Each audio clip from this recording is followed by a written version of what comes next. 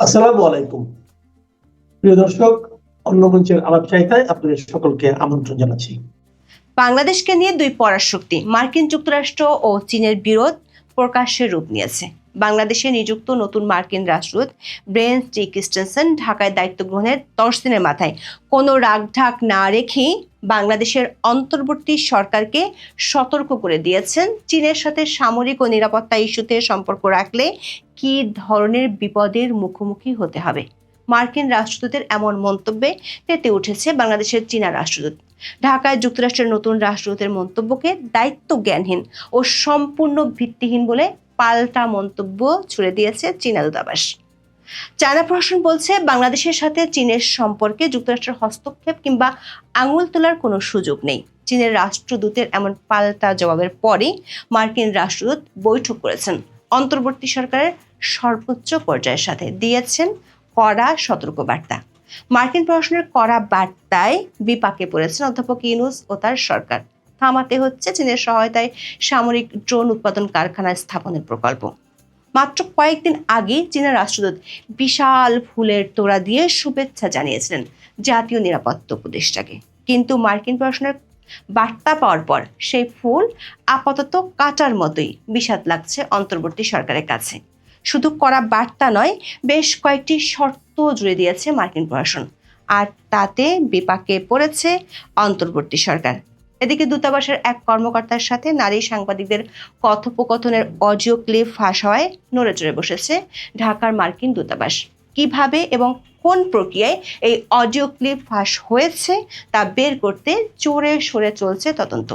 দূতাবাস খুঁজছে বিদেশি কোনো গোয়েন্দা সংস্থা এর সাথে জড়িত কিনা। নিয়ে 12ই জানুয়ারি ঢাকায় আসেন বাংলাদেশে নিযুক্ত নতুন মার্কিন রাষ্ট্রদূত ব্রেন ক্রিস্টেনসেন। কূটনৈতিক হিসেবে ক্রিস্টেনসেনের বাংলাদেশে আসাটা এবারই প্রথম নয়। 4 বছর আগে ঢাকায় মার্কিন দূতাবাসের রাজনৈতিক ও অর্থনৈতিক বিষয়ক কাউন্সিলর হিসেবে দায়িত্ব পালন করে গেছেন তিনি। গত 15ই জানুয়ারি রাষ্ট্রপতি মোহাম্মদ শাহাবুদ্দিনের কাছে পরিচয়পত্র পেশের মধ্য দিয়ে ঢাকা মিশন শুরু করেন ব্রেন্ট। 19শে জানুয়ারি বিএনপি চেয়ারম্যান তারেক রহমানের সাথে বৈঠক করেন তিনি। 25শে জানুয়ারি জামাতে ইসলামের আমির ডক্টর শফিকুর রহমানের সাথে তার বৈঠক হওয়ার কথা রয়েছে। 21শে জানুয়ারি তিনি প্রথম সাংবাদিকদের মুখোমুখি হন। বাংলাদেশের অন্তর্বর্তী সরকার ও পরবর্তী রাজনৈতিক সরকারের কাছে আমেরিকার চাওয়া কি, ব্রেন্ট সে বৈঠকেই সেটি স্পষ্ট করেছেন।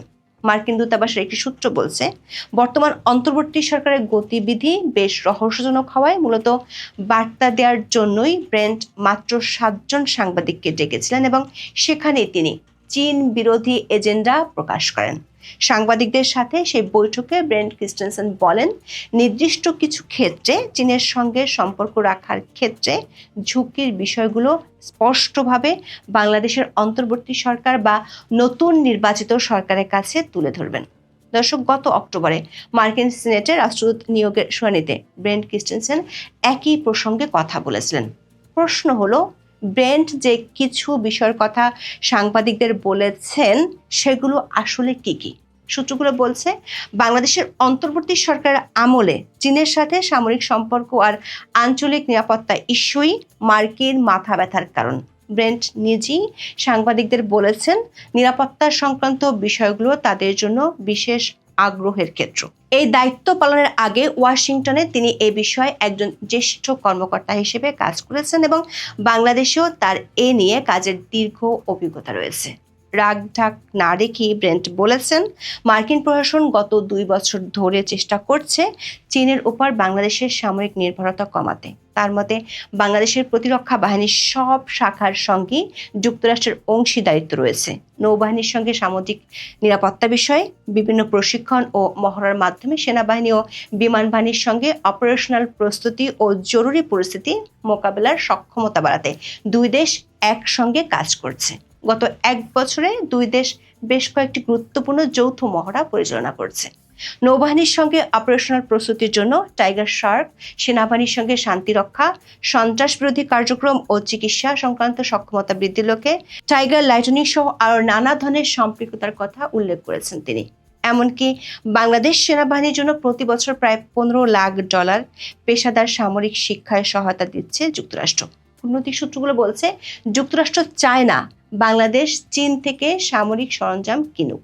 ব্রেন ক্রিস্টেনসেন বলেছেন, দক্ষিণ এশিয়ায় চীনের সামগ্রিক প্রভাব নিয়ে তিনি উদ্বিগ্ন এবং এ বিষয়ে যুক্তরাষ্ট্র সরকার স্পষ্ট অবস্থান নিয়েছে। বাংলাদেশে তিনি সব বন্ধুর সঙ্গে যোগাযোগ রাখবেন, সেটা অন্তর্বর্তী সরকার বা নতুন নির্বাচিত সরকার হোক। অংশীদার দেশগুলোর সামরিক সক্ষমতার চাহিদা পূরণে যুক্তরাষ্ট্রের কাছে নানা বিকল্প রয়েছে বলে উল্লেখ করেন মার্কিন দূত। দর্শক, বাংলাদেশ চীন থেকে সাশ্রয়ী মানে কম দামে সামরিক সরঞ্জাম কিনে থাকে, আর আমেরিকার সামরিক সরঞ্জাম অনেক বেশি দামি, যেটি বাংলাদেশের বাজেটের সাথে সামঞ্জস্যপূর্ণ নয়।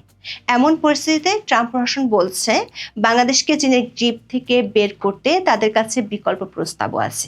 বিকল্প প্রস্তাবটি হলো, বাংলাদেশ যদি দাম বেশি হওয়ার জন্য আমেরিকা থেকে কিনতে না পারে, তাহলে বাংলাদেশকে অস্ত্রশস্ত্র কিনতে হবে আমেরিকার মিত্রদের কাছ থেকে, যারা সস্তায় সামরিক সরঞ্জাম বিক্রি করে। যুক্তরাষ্ট্রের রাষ্ট্রদূত বলেছেন, এর মধ্যে যুক্তরাষ্ট্রের নিজস্ব প্রতিরক্ষা ব্যবস্থা যেমন আছে, তেমনি অনেক ক্ষেত্রে যুক্তরাষ্ট্র তার মিত্র ও অংশীদার দেশগুলোর উপযোগী কোনো ব্যবস্থা চিহ্নিত করতে সহায়তা করে, যা বাংলাদেশি বাহিনীর প্রয়োজনের সঙ্গে আরও মানানসই বা তুলনামূলকভাবে সাশ্রয়ী হতে পারে। যুক্তরাষ্ট্রের কাছে যদি উপযুক্ত কোনো ব্যবস্থা না থাকে, সেক্ষেত্রেও মিত্রদের সঙ্গে একসঙ্গে কাজ করে সেই চাহিদা পূরণে সহায়তা করার কথাও বলেছে। এর অর্থ হলো, যুক্তরাষ্ট্র কিংবা যুক্তরাষ্ট্রের মিত্র কোনো দেশ ছাড়া অন্য দেশের সঙ্গে বাংলাদেশ সামরিক সম্পর্ক রাখুক, এটা যুক্তরাষ্ট্র চায় না। মার্কিন রাষ্ট্রদূত ক্রিস্টেনসেনের এমন বক্তব্যের জবাবে ঢাকায় নিযুক্ত চীনা রাষ্ট্রদূত ইয়াই ওয়েন এবং চীনা দূতাবাস অত্যন্ত কঠোর ও আক্রমণাত্মক প্রতিক্রিয়া জানান। চীনা দূতাবাসের এক মুখপাত্র ক্রিস্টেনসেনের মন্তব্যকে দায়িত্বজ্ঞানহীন এবং ভিত্তিহীন বলে অভিহিত করেন। চীনের পক্ষ থেকে বলা হয়েছে, মার্কিন রাষ্ট্রদূত নিজের কাজে মনোনিবেশ করার পরিবর্তে চীন বাংলাদেশ দ্বিপাক্ষিক সম্পর্কের সমালোচনা করে ভুল করছেন এবং এর পেছনে মার্কিন যুক্তরাষ্ট্রের গোপন উদ্দেশ্য রয়েছে। চীনের মুখপাত্র আরও বলেন, চীন ও বাংলাদেশের সহযোগিতা দুই দেশ ও তাদের জনগণের বিষয়। এখানে যুক্তরাষ্ট্রের হস্তক্ষেপ কিংবা আঙুল তোলার কোনো সুযোগ নেই। প্রশ্ন হলো, ঢাকায় আসার 10 দিনের মধ্যেই কেন নতুন মার্কিন রাষ্ট্রদূত এমন কড়া বার্তা দিলেন? সূত্রগুলো বলছে, ব্রেন্ট যেদিন ঢাকায় ল্যান্ড করেন, সেদিনে তিনি জানতে পারেন আকাশ প্রতিরক্ষার সক্ষমতা জোরদারে সামরিক ড্রোন উৎপাদন কারখানা স্থাপনের জন্য চীনের সঙ্গে G2G চুক্তি সই করতে যাচ্ছে বাংলাদেশের অন্তর্বর্তী সরকার। আনুষ্ঠানিক চুক্তির আগে গত 6 জানুয়ারি অর্থ মন্ত্রণালয় establishment of manufacturing plant and transfer of technology for unmanned Arial vehicle শীর্ষক প্রকল্প প্রস্তাবের অনুমোদন দেয়। 608 কোটি 8 লাখ টাকার এই প্রকল্পের ড্রোন ম্যানুফ্যাকচারিং প্ল্যান্ট প্রযুক্তি আমদানি ও স্থাপনের জন্য এলসি খোলা এবং পরিশোধ বাবদ বরাদ্দ রাখা হয়েছে 570 কোটি 60 লাখ টাকা। প্রস্তাবনা অনুযায়ী বাংলাদেশ বিমান বাহিনী চীনের রাষ্ট্রায়ত্ত প্রতিরক্ষা ইলেকট্রনিক্স প্রতিষ্ঠান China Electronics Technology Group Corporation ইন্টারন্যাশনালের সরবরাহকৃত প্রযুক্তি ব্যবহার করে প্রকল্পটি বাস্তবায়ন করবে। বাংলাদেশের অন্তর্বর্তী সরকারের জাতীয় নিরাপত্তা উপদেষ্টা খলিলুর রহমান 8 থেকে 12 জানুয়ারি যুক্তরাষ্ট্র সফরে গিয়েছিলেন।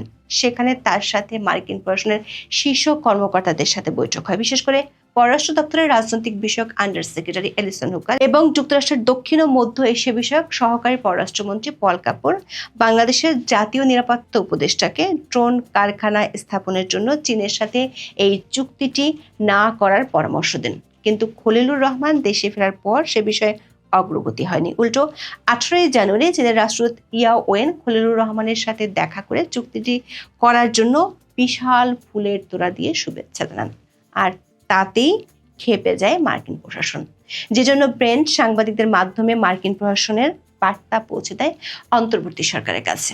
কূটনৈতিক সূত্রগুলো বলছে, এসব বিষয়ে নজর এড়ায়নি বাংলাদেশের ট্রাম্প প্রশাসনের। কূটনৈতিক সাধারণ নিয়ম অনুযায়ী কোনো কূটনৈতিক দেশে যোগ দেওয়ার পর প্রথমে রাষ্ট্রপতির কাছে পরিচয়পত্র পেশ করেন এবং তারপর সরকার প্রধানের সাথে সাক্ষাৎ করেন। অথচ ব্রেন ক্রিস্টেনসেন বাংলাদেশে এসে রাষ্ট্রপতির সাথে সাক্ষাতের পর দেখা করেন বিএনপি চেয়ারম্যান তারেক রহমানের সাথে। এরপর তিনি মার্কিন ব্যবসায়ী ও সাংবাদিকদের সাথে বৈঠক করেন। বাংলাদেশের একজন সাবেক কূটনৈতিক বলেছেন, বিষয়টি যে অস্বাভাবিক তা কূটনৈতিক মহলের দৃষ্টি এড়ায়নি, কারণ বিষয়টি এক ধরনের প্রোটোকল কিংবা প্রথা ভাঙ্গার বার্তা দেয়। এমনকি ব্রেন ক্রিস্টেনসেন বাংলাদেশে আসার পরপরই কার্যক্রম নিষিদ্ধ থাকা আওয়ামী লীগের নেতাদের সাথেও বৈঠক করেছেন, আর সরকারের কর্তা ব্যক্তিদের সাথে বৈঠক করেছেন 23শে জানুয়ারি। ব্রেন ক্রিস্টেনসেন প্রথমে জাতীয় নিরাপত্তা উপদেষ্টা খলিলুর রহমান ও পরে প্রধান উপদেষ্টা মোহাম্মদ ইউনূসের সাথে সাক্ষাৎ করেন। সূত্রগুলো বলছে, চীনা দূতাবাসের প্রতিক্রিয়ার পরে তিনি এই বৈঠক করেছেন। এই দুই বৈঠকে মার্কিন প্রশাসন গত 9 ও 10 জানুয়ারি খলিলুর রহমানকে যেসব বার্তা দিয়েছিল সেগুলো আবারও স্মরণ করিয়ে দেন ব্রেন্ট। পাশাপাশি শুধু সামরিক চুক্তি নয়, তিস্তা প্রকল্প চীন থেকে দূরে থাকার বার্তা দেওয়া হয়েছে মার্কিন প্রশাসন থেকে। ব্রেন্টের সাথে বৈঠকের পর বাংলাদেশ চীন সম্পর্ক নিয়ে নতুন করে ভাবতে হচ্ছে অধ্যাপক ইউনূসকে। অধ্যাপক ইউনূস পড়েছেন এখন উভয় সংকটে, কারণ অধ্যাপক ইউনূসকে বাংলাদেশের চলমান রাজনীতি ও চীনের সাথে সম্পর্ক এবং আঞ্চলিক নিরাপত্তা ইস্যুতে মার্কিন রাষ্ট্রদূত বেশ কিছু বার্তা দিয়েছেন। এখন এ পর্যন্ত, সবাই ভালো থাকুন, সুস্থ থাকুন। তারেক রহমানের সঙ্গে ভারতের একটা বোঝাপড়া তো হয়েছে বটেই, যে সূত্রে এস জয়শঙ্করের বাংলাদেশে আসা, কিংবা তারেক রহমানের মা যিনি একসময় নির্বাচনী প্রচারে বলেছিলেন যে আওয়ামী লীগ যদি ক্ষমতায় আসে তাহলে তার পিতৃভূমি ফেনী পর্যন্ত ভারতের অংশ হয়ে যাবে, আর ভারতের প্রভাবে বাংলাদেশের মসজিদে মসজিদে উলুধ্বনি শোনা যাবে।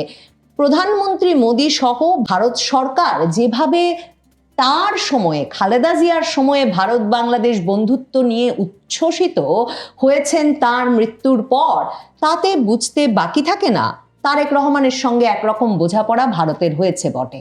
বাংলাদেশের রাজনীতিতে, বিশেষ করে বাংলাদেশের নির্বাচনী মাঠ যে দলটি বরাবর ভারত বিরোধী স্লোগান দিয়ে সরগরম রেখেছে, সেই দল অর্থাৎ বিএনপিকেই এবার ভারতের সঙ্গে আঁতাত করার দায়ে নির্বাচনের মাঠে অভিযুক্ত হতে হচ্ছে। তাদের নেতা তারেক রহমান ভারতের কাছে নানা রকম প্রতিশ্রুতি দিয়ে এসেছেন, ভারতের কাছে দেশ বিক্রির একরকম ব্যবস্থা করে ফেলেছেন। সেই আপোষ রফাতেই বিএনপি নির্বাচনে জয়ী হয়ে ক্ষমতায় যেতে যাচ্ছে, এসব অভিযোগ প্রধান প্রতিদ্বন্দ্বীর কাছ থেকে আসার পর এমন দশা দাঁড়িয়েছে নির্বাচনী প্রচারণা শুরু হতে না হতেই যে বিএনপিকে এখন আনুষ্ঠানিকভাবে এর প্রতিবাদ জানাতে হচ্ছে। তবে বিএনপি যখন জামায়াতের দিকে ইঙ্গিত করে বলছে যে তারা কোনো সমস্যা হলেই পিন্ডি চলে যাবে, পাকিস্তান চলে যাবে, এবং বারবার তাদেরকে তাদের ৭১-এর ভূমিকার জন্যে দোষারোপ করছে, তখন নিশ্চিতভাবেই তারেক রহমান ভারতের সঙ্গে একরকম মিত্রতা করে তবেই দেশে ফিরতে পেরেছেন। এই যে দোষারোপ অথবা সন্দেহ, সেটা নির্বাচনী মাঠ আরও সরগরম করবে। তারেক রহমান নভেম্বরের শেষে তার মা যখন ভীষণভাবে রোগাক্রান্ত হাসপাতালে, সে সময় তিনি ফেসবুকে স্ট্যাটাস দিয়ে লিখেছিলেন যে বাংলাদেশে ফেরার বিষয়টি তার একক নিয়ন্ত্রণাধীন নয়, এবং তিনি যদিও বা রোগশয্যায় তার মায়ের কাছে আসবার জন্য আকুল হয়ে আছেন, কিন্তু আপাতত তিনি দেশে ফিরতে পারছেন না, এবং কারণটা কি সেটাও দেশবাসী বা বিএনপি নেতাকর্মী সমর্থককে জানাতে পারছেন না। তার সপ্তাহ দুয়েকের মধ্যেই যখন তারেক রহমানের দেশে ফেরার ঘোষণা চলে এলো, তখন থেকেই জামায়াতে ইসলামী সহ বাংলাদেশের রাজনৈতিক পর্যবেক্ষক বিশ্লেষকেরা একরকম এ বিষয়ে নিশ্চিত হয়েছিলেন যে মার্কিন যুক্তরাষ্ট্র, ভারতের মতো যে বাংলাদেশের রাজনীতিতে অত্যন্ত প্রভাবশালী এই দেশগুলোর গ্রিন সিগন্যাল পাওয়া এবং বাংলাদেশের সেনাবাহিনী, এই তিন তরফের সকল বাধা দূর হয়ে যাওয়ার ফলেই তারেক রহমানের বাংলাদেশ ফেরা সম্ভব হয়েছে। তখন থেকেই নানা সূত্রে, লন্ডনের সূত্রে এবং ভারতের সংবাদ মাধ্যমের সূত্রে, ভারতের পররাষ্ট্র মন্ত্রণালয় কূটনৈতিক সূত্রে এই বিষয়টি একরকমের খোলাসা হতে শুরু করে যে লন্ডনে তারেক রহমানের সঙ্গে এই মাস দুয়েক দেড়েক ধরে ভারতের একটা বড় ধরনের সলা পরামর্শ, আলোচনা, দর কষাকষি চলছিল, কারণ ভারত ক্রমেই বুঝতে পারছিল যে নির্বাচনে যদি তারেক রহমান বাংলাদেশে ফিরতে না পারেন এবং খালেদা জিয়া রোগশয্যায় থেকে যদি নির্বাচনী নেতৃত্ব দিতে না পারেন বিএনপিকে, তাহলে বাংলাদেশের রাজনীতি, বাংলাদেশের নির্বাচনটি যেভাবে জামায়াতে ইসলামী কেন্দ্রিক হয়ে পড়বে, সেটা ভারতের জন্য কোনোভাবেই ভালো হবে না। এবং সে কারণেই বিশেষভাবে লন্ডনে যিনি এখন ভারতের রাষ্ট্রদূত বিক্রম দোরাইস্বামী, যিনি কিনা একটা দীর্ঘ সময় বাংলাদেশের রাষ্ট্রদূত হিসেবে কাজ করেছেন এবং বাংলাদেশের রাজনীতি, বাংলাদেশ ভারত সম্পর্ক সেসব বিষয়ে অভিজ্ঞ ভারতের সিনিয়র কূটনীতিক, তিনি এবং ইউকেতেই মানে যুক্তরাজ্যেই ভারতের দূতাবাসে থাকা আরো কয়েকজন কর্মকর্তা যারাও বাংলাদেশে কাজ করে গেছেন বিভিন্ন সময়ে, তাদের তৎপরতায় তারেক রহমানের সঙ্গে ভারতের আলোচনাটা এমন একটা জায়গায় পৌঁছয় যেখানে ভারত তারেক রহমানের উপর ভরসা করতে শুরু করে। এসব খবর তারেক রহমানকে এখন বিশেষভাবে বিপদগ্রস্ত করেছে। যখন নির্বাচনী প্রচারণা শুরু হওয়া মাত্র তিনি বেশি বেশি করে জামায়াতে ইসলামীর সঙ্গে পাকিস্তানকে জুড়ে দিতে চাইছেন। তিনি এমন স্লোগান দিয়ে তার নির্বাচনী প্রচারণা সিলেট থেকে শুরু করেছেন যে দিল্লি নয়, পিন্ডি নয়, সবার আগে বাংলাদেশ। এবং তিনি এমন স্লোগানও চালু করতে চেয়েছেন, মঞ্চে এমন কথাও বলেছেন যে একজন দিল্লি গেছে, আরেকজন কিছু হলেই পিন্ডি যায়। মানে আওয়ামী লীগ ভারতপন্থী যেই স্লোগান, যেই রাজনৈতিক অভিযোগ, যে ধরনের বক্তব্য বিএনপি সব সময় তার রাজনৈতিক মঞ্চে রেখেছে, তার সঙ্গে বিএনপি নেতা এবার যোগ করেছেন যে তাদের এবারের প্রধান প্রতিদ্বন্দ্বী জামায়াতে ইসলাম নাকি কিছু হলেই পিন্ডি যায়। এসব বলে তিনি যখন রাজনৈতিক মাঠ সরগরম করতে চাইছেন, তখন জামায়াতে ইসলামীর নায়েবে আমির মানে জামায়াতে ইসলামীর বর্তমানের দ্বিতীয় সর্বোচ্চ নেতা, তিনি রীতিমতো জনসভায় দাঁড়িয়ে সরাসরি বলেছেন যে একটি দল ভারতের সঙ্গে আঁতাত করে ক্ষমতায় আসতে চায়। সৈয়দ মোহাম্মদ তাহের কুমিল্লার ওই জনসভায় সেখানেই থামেন নাই, তিনি মাথা ব্যথার কারণ হয়ে উঠেছেন বিএনপির। কারণ তিনি সুনির্দিষ্টভাবে বলেছেন যে একটা দল ভারতের সঙ্গে তিনটি চুক্তি করেছে এবং ভারতের সঙ্গে বিএনপির ওই চুক্তির ফলে ভারত বিএনপিকে কথা দিয়েছে যে তারা ক্ষমতায় আসতে পারবে। সৈয়দ মোহাম্মদ তাহের নির্বাচনী জনসভায় দাঁড়িয়ে কুমিল্লায় বলেছেন যে পত্রিকায় এসেছে প্রতিদ্বন্দ্বী দলের প্রধান ভারতের সঙ্গে 3টি শর্তে চুক্তি করেছেন। এবং সেই নির্বাচনী জনসভায় দাঁড়িয়ে সৈয়দ মোহাম্মদ তাহের এরপর ভারতের পশ্চিমবঙ্গের প্রভাবশালী পত্রিকা আনন্দবাজার পত্রিকার উদাহরণ দিয়ে বলেছেন যে আনন্দবাজার পত্রিকায় একটা সংবাদ প্রকাশিত হয়েছে যেখানে বলা হয়েছে প্রতিদ্বন্দ্বী দলের প্রধান ভারতের সঙ্গে 3টি শর্তে চুক্তি করেছেন। প্রথমত, ফ্যাসিবাদের সঙ্গে যুক্ত ছিল যারা, তাদের পুনর্বাসন করতে হবে। দ্বিতীয়ত, বাংলাদেশের আত্মরক্ষার জন্য অস্ত্র কিনতে হলে ভারতের অনুমতি নিতে হবে এবং ভারতের অনুমতি ছাড়া কোনো অস্ত্র কেনা যাবে না। তৃতীয়ত, এদেশের ইসলামপন্থী দলগুলোকে দমন করতে হবে। এই খবরের প্রতিবাদ যেহেতু প্রতিদ্বন্দ্বী দলটি করেনি, সৈয়দ মোহাম্মদ তাহের, আব্দুল্লাহ মোহাম্মদ তাহের বলেছেন এতেই প্রমাণিত হয় যে আনন্দবাজার পত্রিকার ওই খবর সত্যি, যে তা নিয়ে একটা চুক্তি করে এসেছেন। দেখেন, এই যে তারেক রহমান ফিরেছেন পর থেকে, মানে ভারতকে তিনি কি কথা দিয়ে এসেছেন তার মধ্যে সবচেয়ে বেশি আলোচিত হয়েছে যেটা, এবং তারেক রহমান ফিরেই যেহেতু 25শে ডিসেম্বর ফিরেই তিনি যেহেতু আওয়ামী লীগ সম্পর্কে কোনো কটূক্তি করেন নাই, কোনো মানে খুবই তীব্র ভাষায় আওয়ামী লীগকে কোনো আক্রমণ করেন নাই, তিনি শান্তি চাই শান্তি চাই শান্তি চাই বলেছেন এবং সকলে মিলে বাংলাদেশ গড়ে তুলতে হবে, একটা ঐক্যবদ্ধ বাংলাদেশ গড়তে হবে, এসব বলেছেন। তখন সন্দেহ আরো দানা বেঁধেছে যে ভারতকে নিশ্চয়ই তিনি কথা দিয়ে এসেছেন যে তিনি নির্বাচিত হলে এমন একটা পরিবেশ তৈরি করবেন যার ফলে একটা অন্তর্ভুক্তিমূলক রাজনীতির পরিবেশ তৈরি হবে। কেউ কেউ আরেকটু এগিয়ে গিয়ে বলছিলেন যে তিনি ভারতকে এমন কথা বলে এসেছেন যে নির্বাচনের আগেই তিনি একটা অন্তর্ভুক্তিমূলক নির্বাচন মানে আওয়ামী লীগ সহ নির্বাচনের একটা ব্যবস্থা করতে উদ্যোগী হবেন। মানে এই যে সৈয়দ মোহাম্মদ তাহের প্রথম যে শর্তটির কথা বলেছেন যে তারা নির্বাচিত হয়ে ফ্যাসিবাদের সঙ্গে যুক্ত ছিল যারা, তাদের পুনর্বাসন করবেন, এই সন্দেহটাই সবচেয়ে বেশি মাত্রায় ছিল। কারণ ভারত ক্রমাগতভাবে বলে আসছে যে বাংলাদেশের রাজনৈতিক স্থিতিশীলতার জন্য, এই অঞ্চলের নিরাপত্তার জন্য আওয়ামী লীগের রাজনৈতিক কার্যক্রম নিষিদ্ধ রাখা একটা গুরুতর প্রভাব ফেলবে, এটা কোনো সমাধান হতে পারে না। আওয়ামী লীগকে নির্বাচনে এবং রাজনীতিতে অংশগ্রহণ করতে দিতে হবে। কাজেই তারেক রহমানের প্রতি সে সন্দেহটা সবচেয়ে বেশি। সৈয়দ মোহাম্মদ তাহের দ্বিতীয় যে অভিযোগটা করেছেন, যে দ্বিতীয় যে শর্ত তারেক রহমান চুক্তিতে সই করে এসেছেন ভারতের সঙ্গে, যে বাংলাদেশের আত্মরক্ষার জন্য অস্ত্র কিনতে হলে ভারতের অনুমতি নিতে হবে, ভারতের অনুমতি ছাড়া কোনো অস্ত্র কেনা যাবে না। এটার সঙ্গে এই যে নতুন যে মার্কিন রাষ্ট্রদূত এসেছেন ব্রেন ক্রিস্টেনসন, তিনি 2-3 দিন আগে বাংলাদেশের গণমাধ্যমকে ডেকে বলেছেন যে এই বার্তা তারা সরাসরি অন্তর্বর্তী সরকার এবং বাংলাদেশ সেনাবাহিনীকে দিয়েছেন, যে এই যে বাংলাদেশের অন্তর্বর্তী সরকার এবং সেনাবাহিনী ব্যাপক পরিমাণ অস্ত্রশস্ত্র এবং সামরিক সরঞ্জামাদি কিনছে চীনের কাছ থেকে, এটা মার্কিন যুক্তরাষ্ট্র একেবারেই পছন্দ করছে না। কারণ মার্কিন যুক্তরাষ্ট্র শুধুমাত্র বছরে $15 লক্ষ বাংলাদেশের সেনাবাহিনীর প্রশিক্ষণের জন্য খরচ করে, এবং ইন্দো প্রশান্ত মহাসাগরীয় অঞ্চল, মার্কিন যুক্তরাষ্ট্রের যে নিরাপত্তা অঞ্চলে বাংলাদেশ এবং ভারত দুই দেশই অবস্থিত, সেখানে ভারতকে মার্কিন যুক্তরাষ্ট্র মিত্রদেশ বলে মনে করে, এবং মার্কিন যুক্তরাষ্ট্রের বাংলাদেশের সেনাবাহিনীর প্রতি পরামর্শ হচ্ছে যে বাংলাদেশ সেনাবাহিনী যেই সামরিক কৌশলই প্রণয়ন করবে, যে সামরিক অস্ত্রশস্ত্রই কেনার সিদ্ধান্ত নেবে,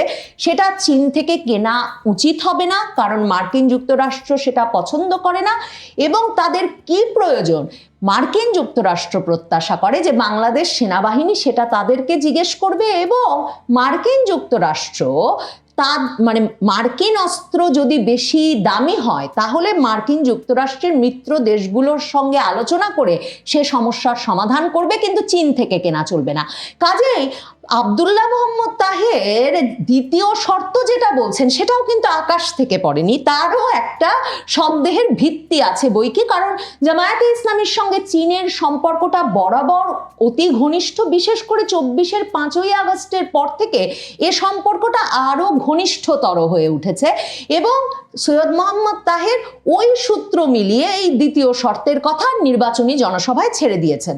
এরপর তৃতীয়ত তিনি বলেছেন যে ভারতের সঙ্গে তাদের শর্ত হয়েছে যে এদেশের ইসলামপন্থী দলগুলোকে দমন করতে হবে, মানে জামায়াতে ইসলামীর মতো দলগুলোকে একরকম দমন করতে হবে। কারণ জামায়াতে ইসলামী জানে ভারত হলো একমাত্র দেশ যারা সুস্পষ্টভাবে, যে দেশটির কূটনৈতিকরা, পররাষ্ট্র মন্ত্রণালয়ের কর্মকর্তারা, একাডেমিকরা, সাংবাদিকরা সকলেই বলছেন যে ভারত সকল দলের সঙ্গেই যোগাযোগ করছে বটে, এমনকি জামায়াতে ইসলামীর সঙ্গেও তাদের যোগাযোগ স্থাপিত হয়েছে বটে, কিন্তু মার্কিন যুক্তরাষ্ট্র, যুক্তরাজ্য, পশ্চিমের অনেক দেশও জামায়াতে ইসলামীকে যেভাবে একটা মধ্যপন্থী ইসলামী দল হিসেবে দেখে বা দেখতে শুরু করেছে, সেটা ভারতের পক্ষে দেখা সম্ভব নয়। কারণ ভারত মনে করে ভারতের সঙ্গে এমনকি বিএনপির যে ব্যাপক দূরত্ব তৈরি হয়েছিল 2001 সালের 4 দলীয় জোট সরকার গঠিত হওয়ার পরে, ভারত মনে করে সে সময় বিএনপি এবং বেগম খালেদা জিয়ার ওপর এই যে 4 দলীয় জোটে জামায়াতের একটা সবল উপস্থিতি, সেটা একটা বড় ধরনের প্রভাব ফেলেছিল, এবং সেটাই বিএনপির সঙ্গে ভারতের সম্পর্কটাকে এত খারাপ করেছিল যে বিএনপি সে সময় উত্তর পূর্বাঞ্চলকে এক রকমের অস্থির করে তুলতে, উত্তর পূর্বাঞ্চলের বিচ্ছিন্নতাবাদী গোষ্ঠীগুলোকে, ভারতের উত্তর পূর্বাঞ্চলের বিচ্ছিন্নতাবাদী গোষ্ঠীগুলোকে বাংলাদেশের ভূমিতে শক্তি সঞ্চয়ের সুযোগ দিয়েছিল। এমনকি 10 ট্রাক অস্ত্র এসেছিল সে সময়, যেই 10 ট্রাক অস্ত্র নিয়ে আসার সুযোগ করে দিয়েছিল বিএনপি সরকারের শীর্ষস্থানীয় কর্মকর্তারা। তারেক রহমানকে ভারতের সন্দেহ, খাওয়া ভবনকে সন্দেহ, ভারতের সন্দেহ, সে সময়ের শীর্ষস্থানীয় নিরাপত্তা কর্মকর্তাদের, যেই 10 ট্রাক অস্ত্র ভারতের বিরুদ্ধে ব্যবহারের জন্য চীন থেকে নিয়ে আসা হয়েছিল। ভারতের অভিযোগ সেটা বিএনপি মানে সবে জামায়াত ইসলামীকে পাকিস্তান পাঠিয়ে দেওয়ার স্লোগান তুলে যখন নির্বাচনী মাঠ গরম করতে চাইছে, তখন এমন বিপদে পড়েছে সৈয়দ মোহাম্মদ তাহেরের একেবারে সুনির্দিষ্টভাবে 3 শর্ত নির্বাচনী সমাবেশে আলোচনা করে সেটা পত্রিকায় শিরোনাম হয়ে যাওয়ার পর, যে এখন তারা আনুষ্ঠানিকভাবে প্রতিবাদ করে বলেছে ভারতের সঙ্গে আপোষের বিষয়ে সৈয়দ মোহাম্মদ তাহেরের এই বক্তব্যটি একটা সম্পূর্ণ অপপ্রচার। শনিবার গুলশানে বিএনপি কার্যালয়ে আয়োজিত সংবাদ সম্মেলনে সাংবাদিকদের প্রশ্নের জবাবে এই অবস্থান তুলে ধরেছেন বিএনপির নির্বাচন পরিচালনা কমিটির মুখপাত্র মাহদি আমিন। তিনি বলেছেন যে একটা রাজনৈতিক দলের খুব প্রভাবশালী একজন নেতা ভারতের সঙ্গে চুক্তির বিষয়ে যে দাবিটি করেছেন, তিনি একটি মিডিয়ার কথা বলেছেন। স্বাভাবিকভাবে তার সপক্ষে তিনি কোনো প্রমাণ উপস্থাপন করতে পারেননি, কোনো প্রমাণ উপস্থাপন করতে পারবেনও না, কারণ যে তথ্য মিডিয়ায় এসেছে বলে তিনি দাবি করেছেন সেটির ন্যূনতম কোনো বাস্তবতা নেই, ন্যূনতম কোনো সত্যতা নেই। তাহলে আমরা কি বলতে পারি যে বিতর্ক তৈরি করার জন্য এটা একটা রাজনৈতিক অপকৌশল, অপপ্রচার? তারেক রহমানের সঙ্গে ভারতের একটা বোঝাপড়া তো হয়েছে বটেই, যে সূত্রে এস জয়শঙ্করের বাংলাদেশে আসা, কিংবা তারেক রহমানের মা যিনি একসময় নির্বাচনী প্রচারে বলেছিলেন যে আওয়ামী লীগ যদি ক্ষমতায় আসে তাহলে তার পিতৃভূমি ফেনী পর্যন্ত ভারতের অংশ হয়ে যাবে আর ভারতের প্রভাবে বাংলাদেশের মসজিদে মসজিদে উলুধ্বনি শোনা যাবে। প্রধানমন্ত্রী মোদী সহ ভারত সরকার যেভাবে তার সময়ে, খালেদা জিয়ার সময়ে ভারত বাংলাদেশ বন্ধুত্ব নিয়ে উচ্ছ্বসিত হয়েছেন তার মৃত্যুর পর, তাতে বুঝতে বাকি থাকে না তারেক রহমানের সঙ্গে একরকম বোঝাপড়া ভারতের হয়েছে বটে। কাজেই প্রধান প্রতিদ্বন্দ্বী জামায়াতে ইসলামী তা নিয়ে তাকে নানাভাবে নাস্তানাবুদ করতে চাইবেন নির্বাচনী প্রচারে, সেটাও বোধহয় একটা নিয়মিত ঘটনা।